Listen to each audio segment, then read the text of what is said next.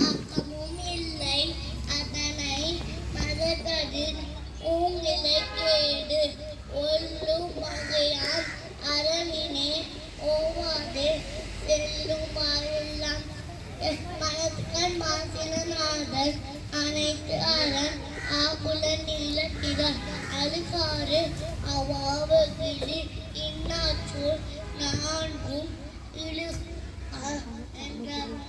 அன்றையுவம் என்னாது அறம் செய்க மற்றது ஒன்றும் ஒன்றாம் அறத்தாறு இதுவன வேண்டாம் சிவிகை பொற்றானோடு ஊர்நாதிடை ஈனால் படாமை நஞ்சாட்சி அதூர்வன் வானால் வலியடிக்குங்கள் அறத்தாறு இதுவன வேண்டாம் சிவிகை பொற்றானோடு வேண்டாமிடை.